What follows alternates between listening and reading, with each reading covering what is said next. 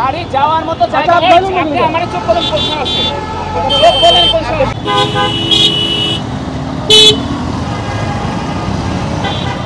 পাগল হয়ে যায়।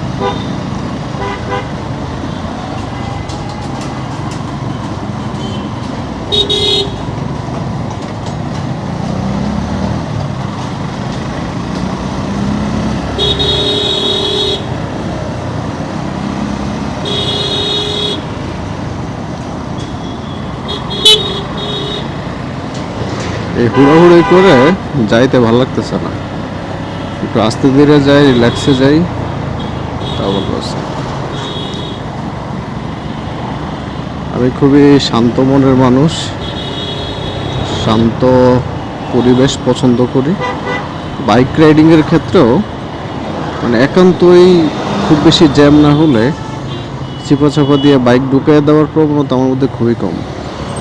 ওই যে অলরেডি মনে হয় মারামারি লাগা গেছে এক বাইকারের সাথে। এইগুলো বিষয়ের দরকার কি বলেন? ওনারা প্রাইভেট কার যারা আছে তারা একত্র হয়ে গেছে, এই যে হুড়াহুড়ি করছিল ওই লোকটাই হচ্ছে লাগাইছে।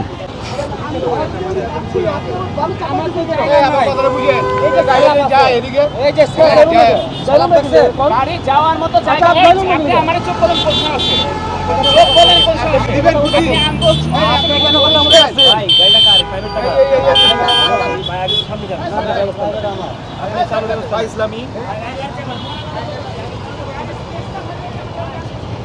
ঠিক ভাই, যান যান, সমস্যার সমাধান হয়ে গেছে।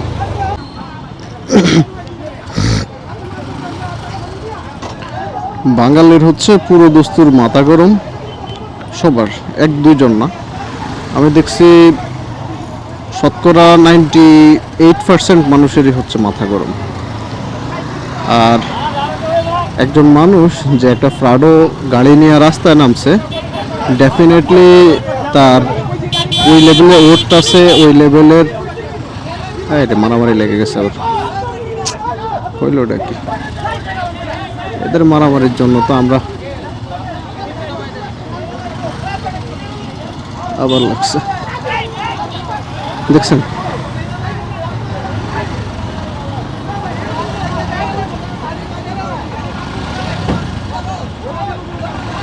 আমি একটা বিষয় বুঝি, যার একটা প্রাডো গাড়ি নিয়ে রাস্তায় নামার ওট আছে, তার ওই লেভেলের পাওয়ার ক্যাপাবিলিটি হয়ে যায় বাই ডিফল্ট। তো নতুন গাড়ি, সেজন্য উনি হচ্ছে যে মানে সিস্টেম করে চালাচ্ছিল, ডান একটু ফাঁকা রেখেও, যেটার ইম্প্যাক্ট পড়ে গেছে হচ্ছে বাইকারের উপর। বাইকার গাড়িটা আমি দেখছিলাম শুরু থেকে বাইকারটা একটু অ্যাগ্রেসিভ ছিল।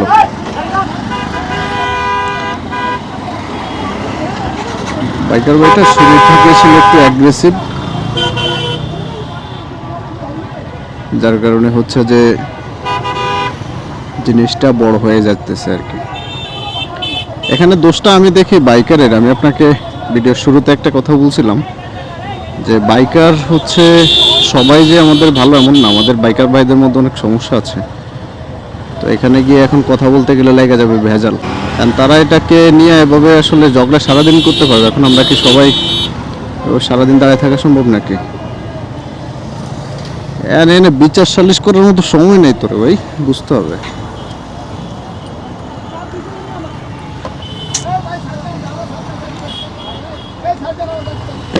এই আপনারা সাইডে দেন, রাস্তা ছাড়েন, সামনে যেয়ে ঝগড়া করেন।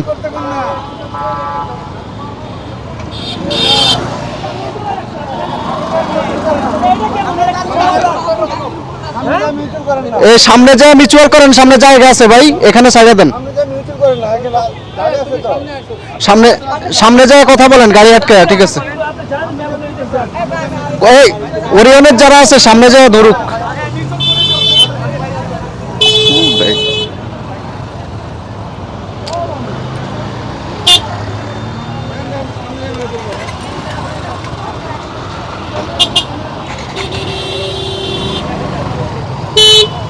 এ ভাই সামনে যা মিউচুয়াল করেন। দেয়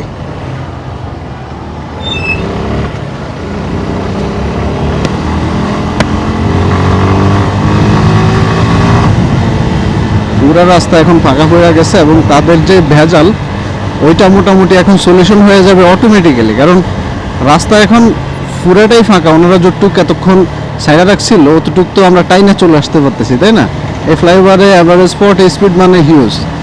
তো ওনাদের যে প্রবলেম, ফ্রাডোর ড্রাইভারের জায়গায় বা ফ্রাডোর মালিকের জায়গায় আমি থাকলে ডেফিনেটলি আমি আজকে দেখে নিতাম, কারণ বাইকারের প্রচুর দোষ আছে। মানে আমার যেটা মনে হয়েছে প্রচুর ঘাটতারা বাইকার এবং বাইকের পিছনে যিনি আছে ফিলিয়াম, দুজনই ঘাটতারা, এবং দুজনকেই হচ্ছে বোঝানো যাচ্ছে না যে আসলে আপনাদের ফল্ট হয়েছে। কারণ বাইক চালাই বললে কি আমাদের ফল্ট হইতে পারে না? পারে। এখন এখানে হচ্ছে যে ওই সবসময় যেটা হয় বাইকাররা সব জায়গায় আমরা একত্র হয়ে যায় বা বাইকারের পক্ষে হচ্ছে কথা বলি, যার কারণে যেটা হয় যে আলটিমেটলি প্রাইভেট কারের মালিক যতই প্রভাবশালী হোক ইনস্ট্যান্ট কোনো সলিউশন পায় না। তো এইটার সলিউশনটা সে তখন পাবে যখন হচ্ছে যদি সে ওই এলাকার প্রভাবশালী কেউ হয়। ধরেন এখানে আছে, তাহলে এই আশেপাশের এলাকার যদি উনি কেউ হয়ে থাকে তাহলে ওনার সাথে এটার সলিউশন হবে। আর আমার প্রাডোর দেখে মনে হচ্ছে, অ্যাটিটিউড দেখে মনে হচ্ছে ওনারা থামাবে এবং এটা নিয়ে হচ্ছে যে কথা বলবে। বিষয়টা আসলে আমাদেরও একটু দেখা দরকার। উনিও থামতে চাচ্ছে মনে হয় যে ওনারা থাইমা কথা বলবে নাকি মাফ করে দিছে। আসলে যেটা হয় আমাদের মুড কিন্তু সুইং করে, বাঙালি জাতির মুড অনেক বেশি সুইং করে।